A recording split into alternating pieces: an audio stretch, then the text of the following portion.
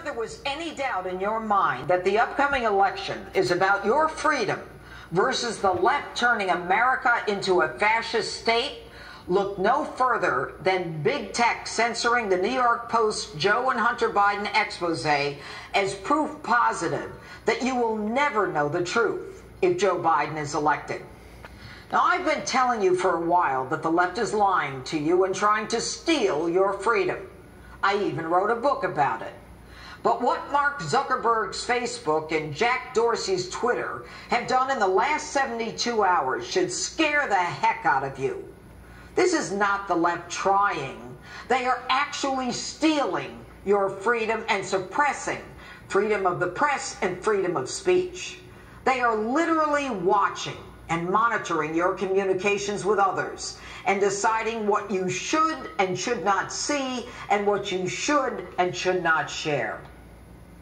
The New York Post, one of America's oldest newspapers, published emails allegedly from Hunter Biden's laptop that contradict presidential candidate Joe Biden's claim he knew nothing of Hunter's business in the Ukraine.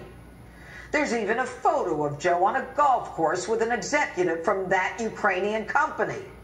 Joe, not being the smartest man in the room, or in any room for that matter, confirms some of the story since he's already admitted to threatening to withhold $1 billion American dollars if the prosecutor investigating that Ukrainian company is not fired within 6 hours.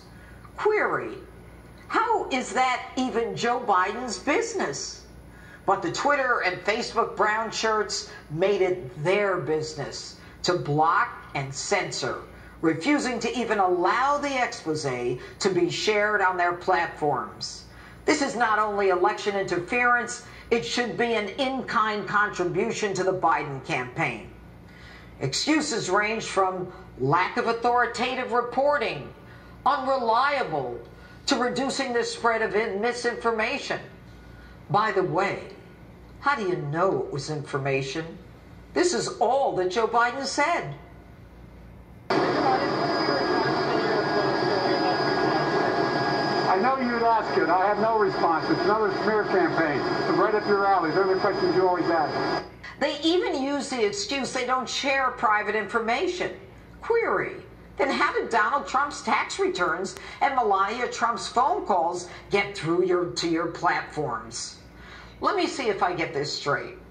Big tech, aka Big Brother, does its best to erase a damaging expose on a former vice president who leveraged $1 billion American taxpayer dollars so that his far from reliable son could continue to make millions and allegedly share it with his family.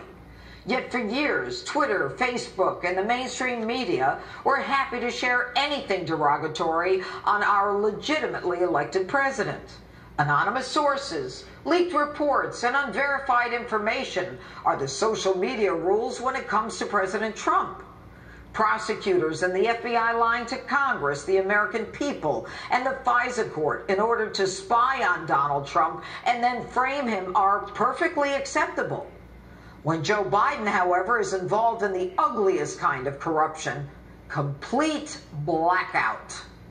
There was no support or credible source for the defamatory claims that Donald Trump was a Putin puppet, a Putin asset. Even Mueller and his pit bulls couldn't prove any of it. Not once did Twitter or Facebook give a damn. Not once did they choose to reduce the spread of unsupported information on Donald Trump. All we heard for 3 years was Donald Trump was a Putin puppet. You want to know who's a puppet? You want to know who's an asset? You want to know who can be blackmailed?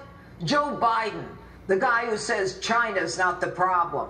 A man running for president whose son made money off of China and Ukraine, and whose son, according to evidence in the New York Post, can be blackmailed easily.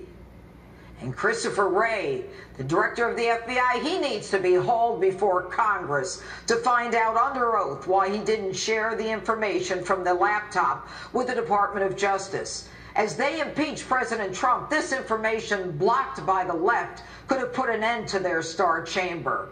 But I told you months ago that Christopher Wray needed to be fired. In America, we have a First Amendment right of free speech and freedom of the press, and we exercise it daily. The left is so out of sync with the Constitution and the fundamental values of our founding fathers that their America is almost unrecognizable. How dare Twitter and Facebook create an abyss to block information they don't agree with or that harms a Democrat, especially with protections given to them by Congress. No leftist, fascist, Trump-hating monopoly should ever be able to arbitrarily decide what we can say or share. If they had their way, there would be only one party, one way to think, speak, and vote. They call our president a fascist. They are the fascists. The blackout of information by the left is pure fascism. You are not entitled to say things digitally or transfer information. We have watched them lie, shadow ban us, cancel us because they don't agree with us. This cannot happen in America. A reminder, their right to cancel and prohibit information sharing must end immediately. It's time for Congress to stop worrying about themselves and the next election. You and Congress work for us. You rule only with the consent of the governed. If you don't break up and regulate these monopolies, instead of giving them immunity under Section 230 of the Communications Decency Act, this will only get worse. We must never put America in a position where monopolies like Twitter and Facebook can regulate our thoughts. And if we do, then the words of Ronald Reagan are meant for us, this generation. Freedom is never more than one generation from extinction. Tag, we're it. And that's my open. Let me know what you think on my Facebook and Twitter, #Judge Jeanine.